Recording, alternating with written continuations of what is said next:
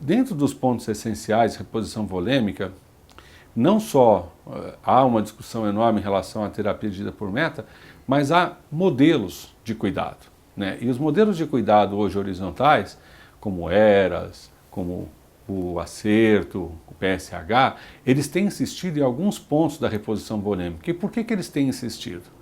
Porque, primeiro, se observou claramente que a reposição volêmica feita da maneira clássica, ou seja, eu utilizar um padrão matemático para fazer essa reposição volêmica, eu errava muito. E se observou claramente que cada vez mais eu tenho que voltar o doente às funções fisiológicas normais. Tão logo quanto possível se substitui a terapia venosa de reposição de fluidos por terapia oral de reposição de fluidos. Esse é um ponto importante que prega esses programas. Você utiliza a reposição volêmica quando efetivamente o doente precisa.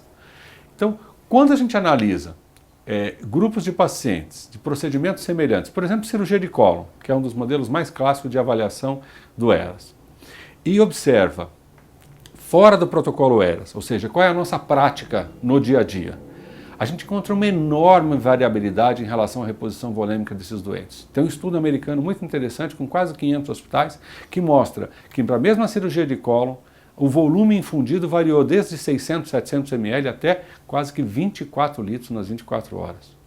Ou seja, uma enorme variação. Aí você fala, não, mas esse doente aqui sangrou 2 litros. Não, são doentes muito parecidos, muito semelhantes.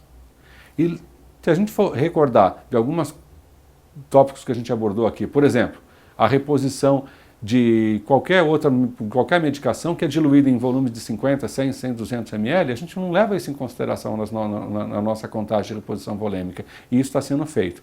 Mas essa enorme variabilidade, ela levou, na verdade, a uma outra situação, que é um olhar mais crítico sobre isso. Será que esses doentes precisam ter essa variação enorme em relação a isso? Será que não é talvez um pouco mais do que 700, mas muito menos do que 24 litros, do que 20 litros ou 15 litros nas 24 horas? Está absolutamente claro que sim, que efetivamente a gente pode ter um meio termo aí em relação a isso. E esse meio termo, na verdade, cada vez mais tem sido colocado o seguinte: eu defino o meu grupo de pacientes. Então, cirurgias de grande porte, com maior mortalidade, com risco de sangramento, esse grupo de pacientes precisa de uma terapia hemodinâmica. Esse paciente precisa de um guia hemodinâmico e esse paciente precisa de uma auditoria desse processo. A auditoria desse processo é olhar lá na célula, olhar lactato, olhar base excess. E outro dado ainda em relação a isso que o ERAS olha é a questão da temperatura, da hipotermia. Ele coloca um ponto muito importante. E por que a gente está fazendo esse link? Com reposição volêmica. Porque se eu faço reposição volêmica de 5, 6, 7 litros no intraoperatório e dou essa solução a 17, 18, 19 graus para o meu paciente, eu vou gerar hipotermia. Então, volumes da ordem de acima de 500 ml por hora deveriam ser aquecidos em sistemas de aquecimentos de contato, aquecimentos de linha, ou seja, aqueles sistemas de aquecimento que são aprovados pela Anvisa aqui no país.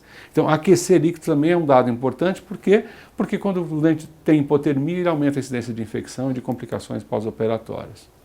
Então, vários e vários protocolos pelo mundo afora preconizam que acima de 500 ml, acima de 1000 ml por hora de reposição de líquido, a gente faça um aquecimento dessas soluções.